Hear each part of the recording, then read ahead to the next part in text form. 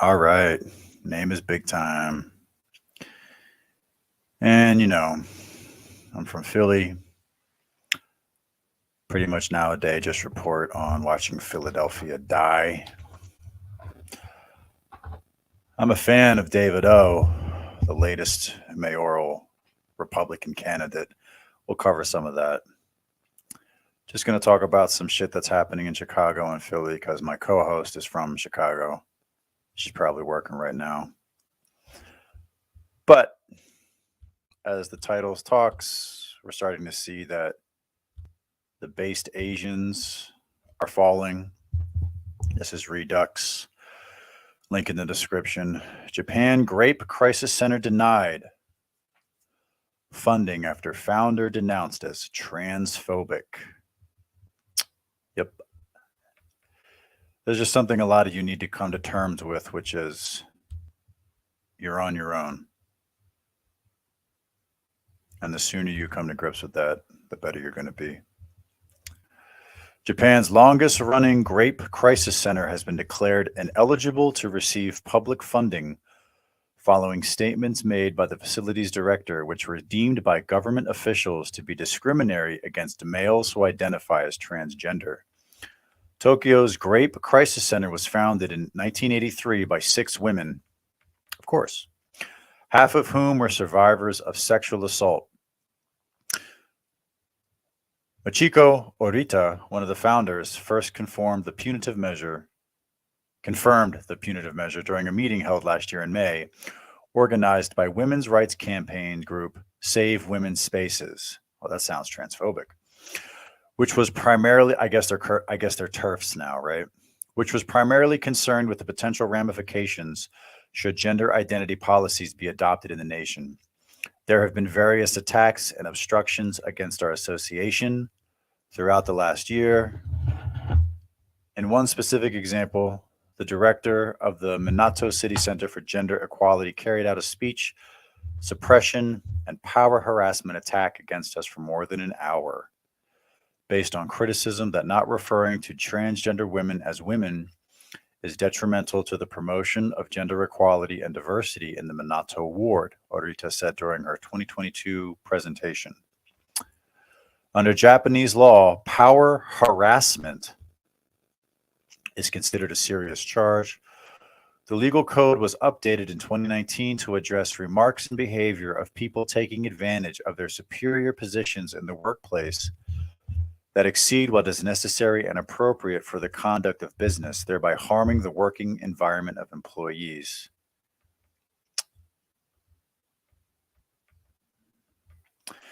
It was after this altercation, Orita said, that the Grape Crisis Center was removed from a list of projects subsidized by the government. Since that time, the RCC has received threats sent to their email address. Oh, yeah. That's very accepting. There is an increase in trans discriminatory and trans hate labeling and suppression of speech in a situation where most citizens have no knowledge of gender identity, which is made up. Currently, victims of sexual violence are the target of criticism as trans discriminatory, and the harmful effects of this are to silence and attack women victims who are suffering from sexual harm. The issue was again brought to light during an emergency press conference held in Tokyo on May 1st to address concerns about a proposed LGBT bill that would codify gender identity into law while banning unfair discrimination on that basis without clearly defining either term. Male self-identified women ignore the purpose of having a woman-only space, Orita said. The desire not to have physical men in women-only spaces is not prejudice or discriminatory attitude, but comes from evidence-based reality. You probably should have said biological, but Orita revealed that she has heard complaints from survivors of abuse and explained that men in women's spaces can be re-traumatizing for victims. 2 years ago, when our organization was selected by the Tokyo Metropolitan Government's Minato Ward to organize a lecture on considering equality from the perspective of sexual violence, our participants said, "A woman I know was victimized by a man dressed as a woman in the woman's bathroom. I don't want transvestite men and trans women to go into women's toilets." now you have to be canceled and your children have to be kicked out of school. Arita described how the attacks against her and her establishment more broadly began in response to the views she published in a newsletter put out by the Grape Crisis Center in 2021. In the newsletter, Arita questioned the slander directed at renowned author J.K. Rowling after she publicly threw her support behind Maya Forstater, a woman who had her employment contract terminated for questioning gender identity ideology. J.K. Rowling was once a victim of domestic and sexual abuse, so she came to believe that people should be distinguished by their biological sex rather than their gender identity. She said that spaces segregated on the basis of biological sex, such as women's only restrooms, public baths, domestic violence shelters, and sometimes women's only train carriages, are a necessity. It is the right of women discriminated against from birth on the basis of the physical sex to have a space free from male violence. Oh, no. See, now you see. No. You have to take the trans dick. You have to take the trans woman penis. Arita said that she was told her newsletter amounted to discrimination because she had referred to trans-identified males as trans women instead of women. To write trans women is apparently discrimination and goes to the very heart of the Minato Ward selection process for grant aid projects. Since then, we have continued to be excluded from the other women's projects and have been selected for funding all these years. Arita continued. In addition, a 7-page letter was sent by an associate professor at Hiroshima University and a self-described trans ally regarding the article, saying that we should apologize to all transgender people or he would launch a protest action. Well, I hope who's this? Okay. Well, I hope your wife or children get raped.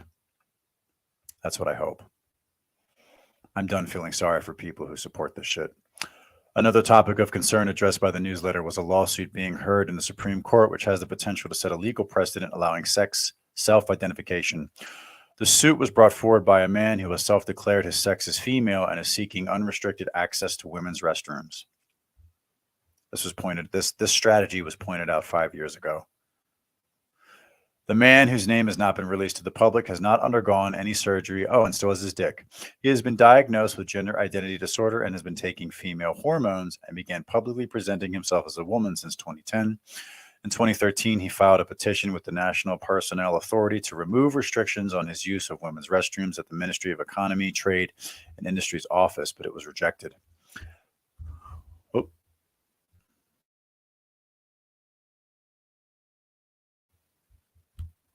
In 2015, unnamed fellow employees filed a lawsuit demanding that the decision be overturned. In December 2019, the Tokyo District Court ruled that the response was illegal, citing that it constitutes a restriction on the important legal interest of leading a social life that conforms to one's self-identified gender. The ruling acknowledged responsibility for compensation and ordered the payment of 1.32 million yen. The case is ongoing, and a hearing in the Supreme Court is scheduled for June 16th.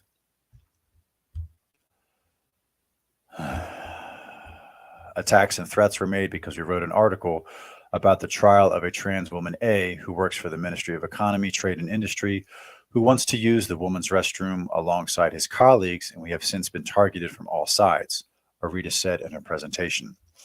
In the newsletter, Arita questioned how a man can feel like a woman on the inside and stated that she objected to reducing women to external appearances, which she emphasized reinforced stereotypes and challenged the belief that the plaintiff in the suit has a right to women's spaces.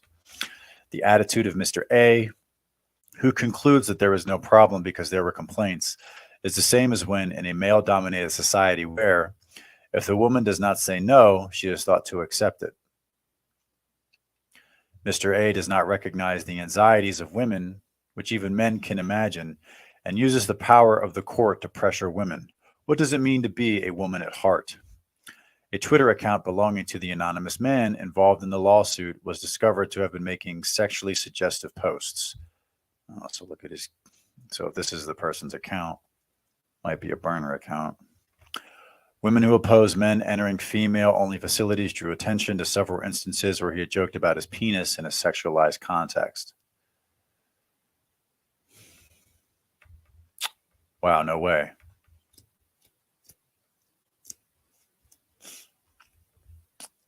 Yeah, no patterns of recognition there, right?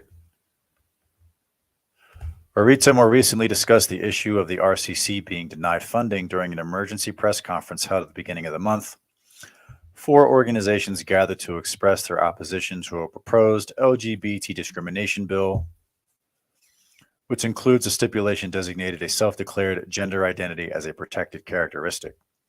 Representatives from the Association for Gender Nonconforming People,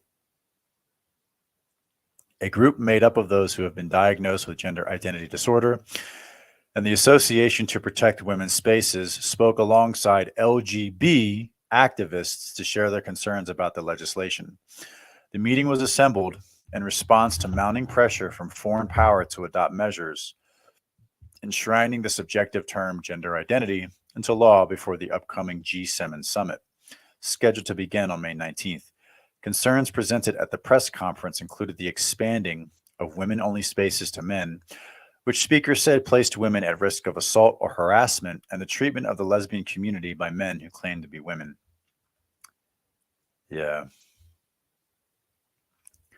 That has to be a very interesting phenomenon that potentially for years you've been fighting for acceptance, and for someone, how interesting to be a man or a woman who might be gay or a lesbian, and for the past, I don't know how I feel about this. This is just I'm trying to look at it from their perspective. So you're gay or lesbian, and for the past your entire life, you fought for the right, you say, to be gay or lesbian. And now suddenly that you can now come out as gay or lesbian, now the Overton window has shifted so far that if you don't sleep with the person of the sex you're not attracted to, you're considered transphobic. Fascinating. Gender equality to Tokyo this week. Diet members and UN representatives to discuss can work together to promote gender equality. Yeah. Oh, the UN, huh? Oh, yeah. Oh, there you go. That's the end. In recent months, several representatives from both the United States and Australia have met with Japanese officials to discuss the topic of gender equality, particularly in how it relates to gender identity under the umbrella of the LGBT movement. The foreign influence in domestic affairs has drawn widespread criticism from Japanese citizens. Oh, you mean you don't like another group of people who aren't Japanese coming into your country and telling you what to do? Yeah, I wouldn't either. Last month, Australia's ambassador for gender equality, Stephanie Copus-Campbell, spoke with members of the National Diet to discuss how Australia and Japan can work together to promote gender equality. In February, Copus-Campbell announced her appointment to the new role as Australia's lead international advocate for persons of diverse gender identities in a video that was met with sharp criticism. Oh, another woman who won't defend women. Awesome. Great. Another woman who deserves to be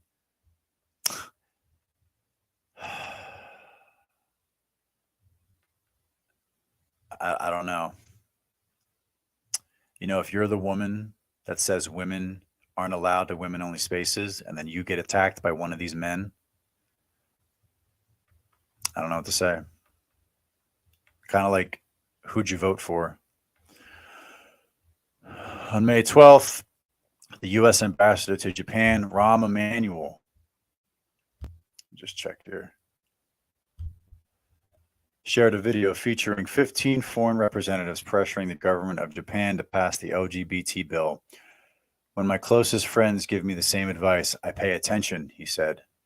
Okay. Ambassadors from Argentina, Ireland, Denmark, Sweden, Australia, Finland, Norway, Canada, Germany, the Netherlands, so mostly white countries, among others, reiterated the message that Japan ought to pass the bill ahead of the G7 summit. The majority of the speakers focused on the same-sex marriage aspect of the bill rather than the more controversial gender identity portion. Japan's Liberal Democratic Party sponsored the LGBT bill and is aiming to pass the legislation before the G7 summit in Hiroshima begins on May 19th. The term gender identity was not included in the LDP's initial outline of the bill, but was added due to pressure from lobbyists during revision talks in 2021. Several lawmakers have expressed opposition to the gender identity aspect of the bill by pointing out how this infringes on women's rights and privacy. However, former Defense Minister Tomomi Inida, who supports the bill, told the press that the issue of men violating women's rights by falsely claiming to be women is a problem that has nothing to do with the legislation. A millstone. As previously reported by Redux, a Japanese trans-identified male YouTuber prompted backlash last December after boasting of using the woman's sauna at a hotel and describing seeing women naked in highly sexual terms. Neo Wasada, who also uses the name Suzanne Masaki, uploaded a video to his YouTube channel on December 5th titled, "What Happened After a Former Man Took His Clothes Off and Entered the Woman's Bath." He called the experience paradise, saying he was in boob heaven, and stated that it was not the first time entering a woman's public bath. International rankings, including those from the World Economic Forum, consistently place Japan as one of the most unequal countries in the developed world in terms of political representation and economic opportunities for women. Sexual harassment involving groping, upskirting, and the illicit recording of women, known as voyeur pornography, are rampant in the nation. Authorities have designated certain train carriages as women only and placed public service announcements in response. Redux attempted to contact Arita to provide comment, but did not receive a response prior to publication. Yeah, so Japan's going through the same shit. And oh, what a surprise. Women from other countries are trying to destroy your country. Great. Great. All right, so anyway, let's get to some Chicago fuckery.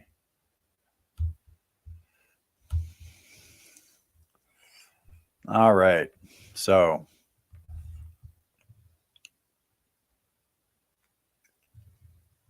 let's see the new mayor.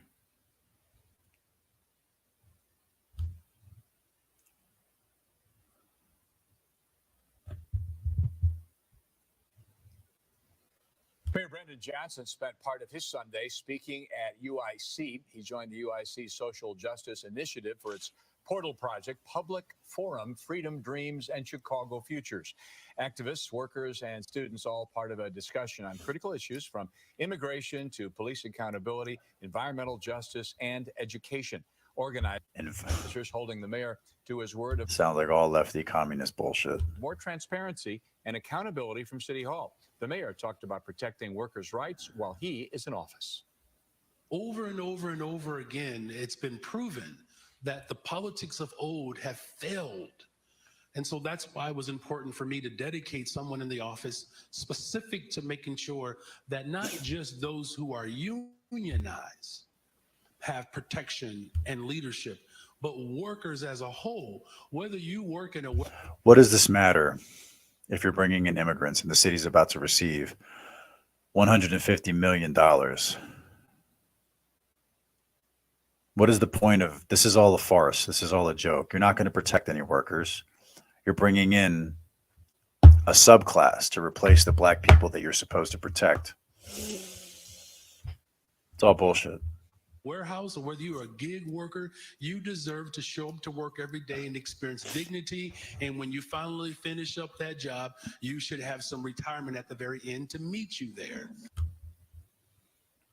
Okay. Let's see. So, of course, there was more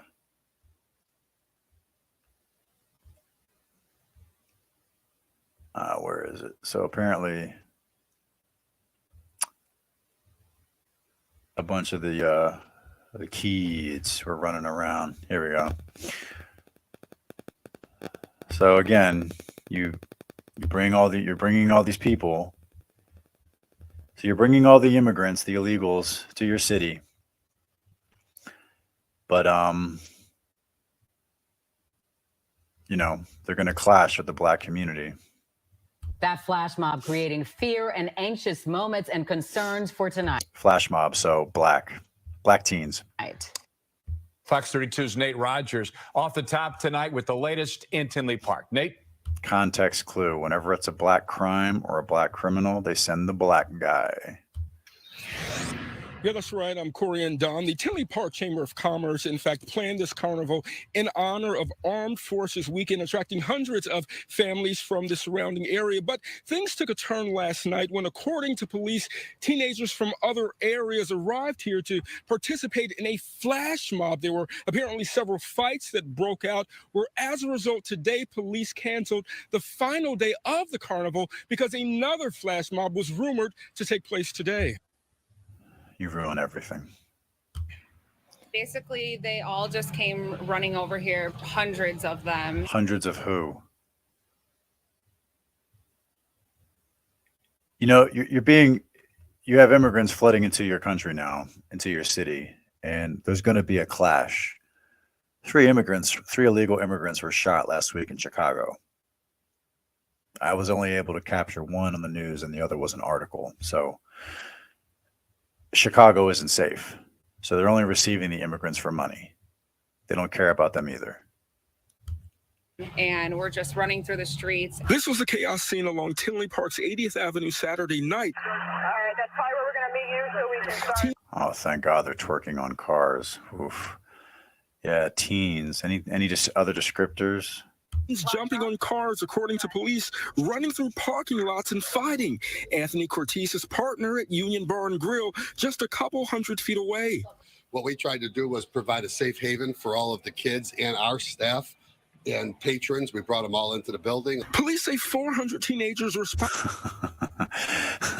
We created a physical barrier from the blacks. Responding to a call on social media, gathered at the carnival to form a flash mob. It started at 8 p.m. and lasted a few hours. Families from the area trying to enjoy the event were scrambling to gather their loved ones and get home. Kids are just Why? acting a fool. It's a shame because there was a lot of nice families out here. Everybody was enjoying themselves. The police did the best they could. By daylight, police spent many hours telling families the carnival was canceled. The 3-day annual event raising money for local charities, now $1,000 lost. Instead, workers sitting idle and carnival rides all packed up. We had rides, games, food. Families came out. They were all enjoying themselves. Union Bar have a good time. Business owners say patron safety remains top of mind. But what we will do. Oh, top of mind. Thank you for using that Biden terminology. Woo. Or what's her name, Pierre. Thank God we get to use Democrat terminology. And continue to do like we did last night is bring the patrons in and try and keep as. The patrons? So, in other words, all the white people will now lock the doors and segregate themselves from all the black teens. Just say it for what the fuck it is. You know, like you have to lock yourself in a building so you're safe. And try and keep as your black kids ruin everything. Many people safe as we can inside our building. Yeah, and Tinley Park police tell us at least one police officer was injured. Okay. That's one of the things happening in Chicago. And then we have another one apparently where a grenade went off. We're following this story. Grandpa's grenade We explodes. now know the name of the man killed in a grenade explosion that we first brought you as breaking news last night at 9. Brian Neidert was found unresponsive after that blast. His 2 teenage children were wounded by shrapnel. Police say the 3 were cleaning out a grandparent's home in Lake of the Four Seasons, which is east of Crown Point. We're told they found that grenade. Someone pulled the pin and it exploded. And oh boy, I hope you like explosions because let's go to Philly because I got an explosion from Philly. Don't worry. All right, let me see. But first, I want to show you about brown girl twerking.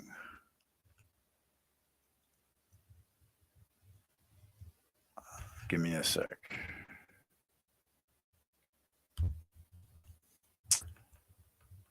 So we're following programs now.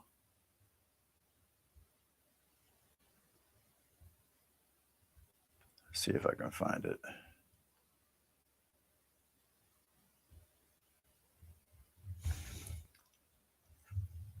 The STEM program. Maybe it's in my library. Give me a sec. Yeah, here it is. Brown girl grinding. Yep. Don't you love being a second-class citizen? I do. Let's talk about more money the Black community gets. Well, you're not going to. When the immigrants overrun Philly, you Blacks aren't going to be getting that money anymore. It's a big block party, an event coming up tomorrow to support Black women in business and the workplace. It's called Brown Girls Grinding. It's a networking event to give access to some of the biggest names in music, fashion, business, and more. It's the brainchild of one of the senior producers at TMZ, Lauren LaRosa, who's right there on camera, joins us. Also joining us right here is India Sage, who's going to host the event that we have locally. That's right. Welcome to both of you. Good Thanks morning. so much. Thanks so much Thanks for for having us. having us. Appreciate it. Hi, Lauren. Lauren, let's start with you because this was kind of your brainchild, your idea. What is Brown Girls Grinding? What's the goal? So Brown Girl Grinding is a community first. I started Brown Girl Grinding. I moved to LA, and I've been told by agents that because I was. Do you think she'll let illegal immigrants in here? Or do you think she'll suddenly become a conservative and say, no, Blacks only? I'm curious. I'm curious about this whole Black and Brown coalition because Chicago isn't having it. Was a brown-skinned woman trying to figure out talk show space, that I wasn't marketable, that there just wasn't any like space for me. And he thought he was doing me a favor by telling me that. He's like, oh, you're like my daughter, so I want to let you know I can't market you. And because I can't market you, I can't sign you. How many Black women do we have in the talk show space right now? And at the time, I could honestly only name Wendy Williams. So when I saw that, I was like, I have a background in marketing. I graduated from Delaware State University. And I was like, well, to me, that sounds like there's a hole in the market. There's a place. The people just don't know it yet. So I was like, I want to make that my niche. Everywhere I show up, I want to put my brown skin to the forefront. I hope you guys are going to learn Spanish because Philly's next on the list to be overrun like Chicago. Versus trying to figure out, maybe hide away from it or wait until the world is ready for it. So I just started hashtagging on Instagram, and it turned into women from all over who also felt like, okay, I need a space in these traditional spaces that aren't as welcoming, don't really understand me, don't get my nails, my hair, my lipstick, my outfits. And so from there, we started the community and just kind of started building with women, honestly, just support. And then it turned into women saying, hey, I want to tell my story better online, or, hey, you're in the media. Can you help me figure out what media would tell, an event thrown by a Black woman, championing Black people, or not even just Black people, but people in general, but coming from a Black woman. I want to protect this space. Can you help me media-wise, do strategy, market, things of that nature? Everything I kind of do for myself. I'm on jump in. You're telling the whole story. Yeah. Oh, because when people hear Brown Girl Grinding, I think they're like, what? Like, yeah, well, I do think that there is, people hear the name and go, huh. Should have just called it Black Girl Magic. I would have hired you right away. I'm surprised you're not naming your babies Black Girl Magic.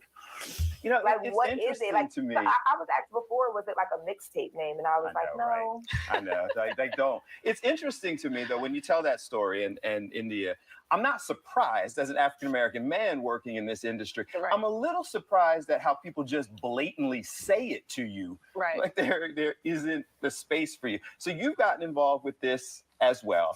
Former journalist. Press X the doubt. Why did this resonate with you? Why was it so important? Every single news station local in Philadelphia has Black representatives. I don't know what the fuck you're talking about. Me, the words itself, right? Brown Girl Grinding. It's a moniker that is an action word, right? It is not something to say brown girls that grind. It's something that is actively happening. And I think for me, it really resonated because it reminded me that we are actively in spaces growing businesses. We are actively in spaces moving up the corporate ladder. We are actively in spaces breaking barriers and setting trends. And this looks like Housewives of Atlanta. taking things to new levels. And I wanted to be a part of something that represented growth. And that's what I hear when I hear that word, brown girl grinding. Brown women, Black women coming together to work towards a greater purpose and a greater mission, which is to elevate what it looks like to have a brown or Black woman in a space that they're not commonly accepted, and actually realizing that we bring a lot more to the table than people sometimes I truly believe. Okay, so you created your own space. But I somehow have the idea that, so you say, I was trying to get into another space because I wasn't allowed in that space. And boy, that really feels terrible. I hate being pushed out or not accepted or exempted based off my skin color or genitalia. So I'm going to create a space, but I'm only going to accept my people, right? Okay, well, aren't you doing the same thing? You said you were exempt from another group, but now you're creating a group that only accepts one type of person, right? And let's be honest, when you say brown, does that mean you accept Latinos or Indians or Arabs, or do you just mean Black? And when you say Black, does that mean Africans from Africa, or do you just mean African Americans? So I don't know. I mean, look, if you want to build a club and exclude other people, that's fine. But if somebody points out to you, hey, you're doing the exact same thing this other group did to you, you're the same, don't get upset. You know, you can have whatever club you want, but just say, I want my own club with only my people. That's fine. Just don't be upset when other people do the same thing. You know? Believe look down on Black women in those spaces. The event is when? Quickly. The event is Sunday, so it will be this Sunday from 1 to 6 p.m. in Wilmington, Delaware, and it will be at the Spot by Brown Girls Grinding, which is a intimate event space and content development space in Wilmington, Delaware, which is absolutely gorgeous and beautiful. And so we will expect to hear sounds by DJ Blair, which is an amazing DJ, and we'll also be able to have just really good networking, content development. I mean, it's going to be an opportunity for people to get out of their... People need to... I can tell y'all work in media. Lauren, we got to go. Quickly, why is it so important that people are there? It's important that people are there because we're giving... Basically told you to talk too much. ...giving this space to the community. There will be vendors, local business. A lot of people I grew up with, the city needs to come out and support, spend money with these businesses, clothing, food, everything. We're trying to put it back into the community. So if that's what you... Which community? No, you're not. No, you're trying to keep the money in your own community. And that's, again, this is my problem with people like this. There was another group of people who created a group. They didn't let you in your group. They didn't let you in the group. So group A, you're a B. A B isn't allowed an A. So B creates a B, but then B says, we're only going to let in Bs. Okay, fine. But just, you know, you're doing the same thing group A does. Again, that's fine. If that's what you want to do it. But, you know, don't fucking act like you're all accepting and shit, because you're not. Again, that's okay, but you're doing the same thing Group A does, so you're the same. And I don't see that as I don't see it as any different. Again, you have every right. You know, like I've said this before, I live in a mostly Indian suburb, and the Indians don't like us. That's fine. That's fine. They don't like us. But you know, the trade-off is I don't like you either. I'm not going to be welcoming and forgiving of people who hate my children. That's, you know, if you hate us, then I hate you. Things aren't hard. We live in a first world country, and you hate me just because of an inalienable characteristic I was born with. So I see this as very similar. You want to make your own stuff for your people and push everyone else out, that's fine. But I just find it fascinating that the thing you said was so terrible, the exclusion that you felt to create the group you now are in now, you're enacting the same rules as the group that excluded you. So you essentially, to me, you are the thing you hate. And one more.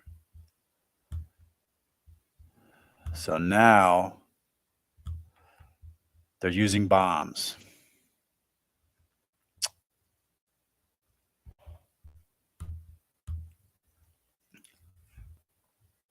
Now we're using bombs in Philly.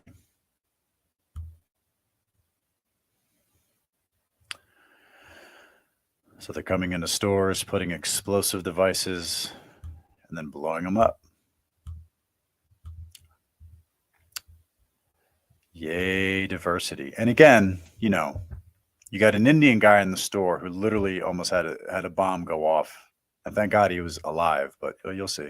The search is on for 3 guys seen walking into this store in Tioga and blowing up an ATM. And Jennifer, you have new details, including new surveillance. Yes, that's right. The surveillance video shows the power of this explosion. Police say thankfully no one was hurt, but there was a store clerk inside. He said it was traumatic. He was all alone, and this happened during the overnight hours. They put like a bomb inside the machine. Wow. They actually show that. Look at that. See, this is what happens when you don't punish blacks. They put like a bomb. Look at that. One more time. There you go. For all you fucking liberals. Oh, they're just misunderstood in poverty. How did they get a bomb? They put like a bomb inside the machine. Moments before the explosion, if you look closely, the person in the gray New Balance sweater is fidgeting by the ATM. He signals to leave, and all 3 run out of the store. Mohammed Umar is you see here running. That's right, people. Welcome to Northern Ireland. Just as the explosion goes off. I took a look at the camera, and I saw like a bomb inside the machine started to like. He's talking about the smoke that started hissing in front of the ATM, which seconds later rocked the small convenience store. Umar says he dropped to the ground, then went inside the bathroom to try to get away from the thick smoke.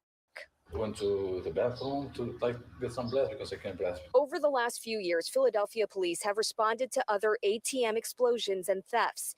In January, witnesses heard the explosion on North 56 and Media Streets in West Philly, where police say there was an attempted ATM theft. And that same month, police say suspects got inside a store on the 7,000 block of Woodland Avenue and removed an ATM and stole cash, merchandise, and a handgun. In this latest attempt, police say the suspects may be in their teens to early 20s, wearing hoodies and masks. You can see the ATM was damaged, but Umar says the safe was not, and no cash was taken. It's really scary, actually. Yeah. So black teens are now blowing up ATMs. And that's not the first time. Oh, I wonder why that didn't make national news. So anyway, I'm big time.